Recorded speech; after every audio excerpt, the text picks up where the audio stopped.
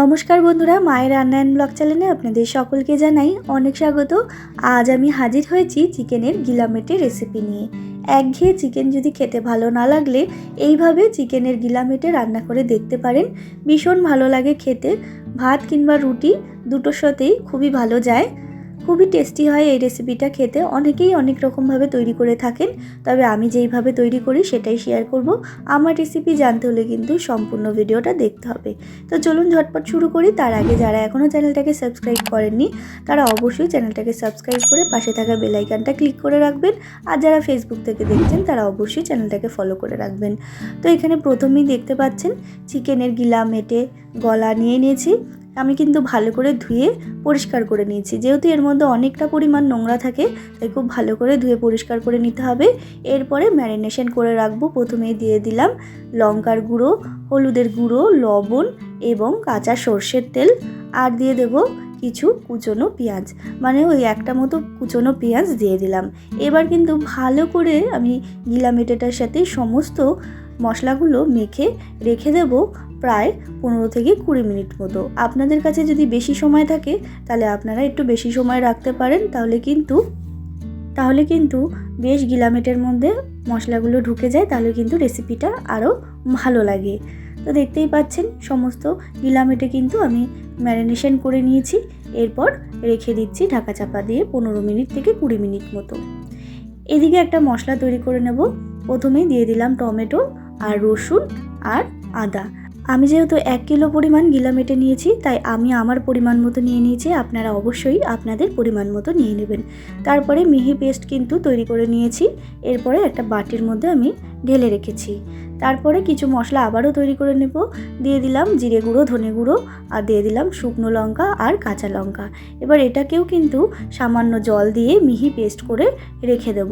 এইভাবে দুভাগে করলে কিন্তু খুবই ভালো হয় এই রেসিপিটা। এরপর সরাসরি গ্যাসে একটি কড়াই বসিয়ে তার মধ্যে দিয়ে দিলাম পরিমাণ মতো সর্ষের তেল। পুরো রেসিপিটা আমি সর্ষের তেলেই করছি, তবে এই রেসিপিটা সর্ষের তেলেই কিন্তু ভালো লাগে। তারপর তেলটা গরম হয়ে গেলে সামান্য পরিমাণ লবণ দিয়ে দিলাম। লবণ দিয়েই দিয়ে দিচ্ছি ডুমু ডুমু করে কেটে রাখা আলু। আমি আলুটা ঠিক এই সাইজ করে কেটে রেখেছি, দেখতেই পাচ্ছেন। এবার সামান্য হলুদ দিয়ে ভালো করে আলুটাকে ভেজে নেব। তো দেখুন বন্ধুরা, সামান্য হলুদ আর লবণ দিয়ে কিন্তু আলুগুলো ভেজে নিয়েছি।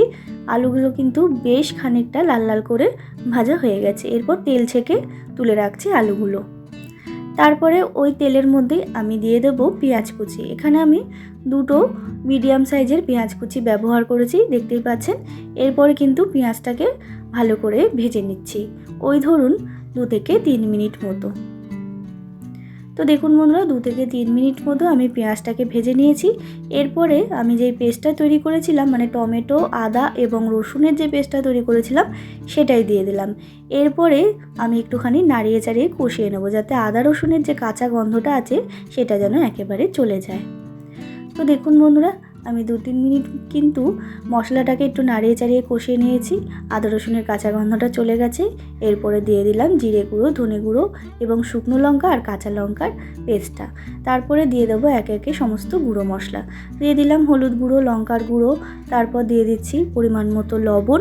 এরপরে ভালো করে কিন্তু মশলাটাকে কষিয়ে নিতে হবে ঠিক 3 থেকে 4 মিনিট মতো, যাতে ভালো করে মশলার গা থেকে তেল ছেড়ে যায়। আর যতক্ষণ না মশলার গা থেকে তেল ছেড়ে যাচ্ছে ততক্ষণ কিন্তু আমি এই মশলাটাকে কষিয়ে নেব। তো দেখুন বন্ধুরা, ঠিক 3 থেকে 4 মিনিট পর ফিরে আসলাম। ভালো করে কিন্তু মশলাটাকে কষিয়ে নিয়েছি। এরপরে আমি দিয়ে দিচ্ছি ম্যারিনেশন করা গিলামেটেগুলো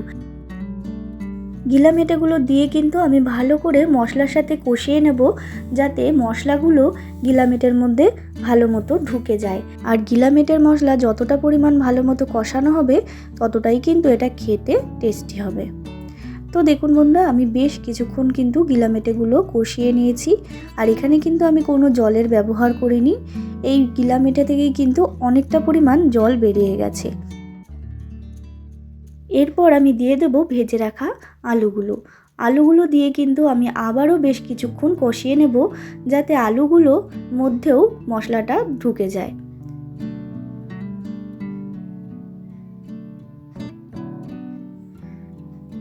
তো তো দেখুন বন্ধুরা, আবারও বেশ কিছুক্ষণ আমি কষিয়ে নিয়েছি। আর এখানে আমি সামান্য পরিমাণ জলের একটু ব্যবহার করেছিলাম, সেটা ক্যামেরাটা বন্ধ হয়ে গেছিলো বলে আপনাদের দেখাতে পারিনি।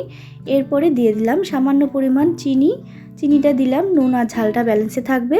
আর দিয়ে দিলাম গরম মশলার গুঁড়ো এবং 1 চামচ মতো ঘি। ব্যাস, এবার আবারও কিন্তু বেশ কিছুক্ষণ আমি নাড়াচাড়া করে নিয়েছি। আর আমার কিন্তু একেবারে তৈরি হয়ে গেছে এই গিলামেটের রেসিপিটা। আপনারা চাইলে আরেকটু কষা কষা করতে পারেন, তাতে অসুবিধা নেই, তাতে কিন্তু খেতে ভালোই লাগবে। এরপরে আমি একটা পাত্রের মধ্যে সার্ভ করে দিচ্ছি।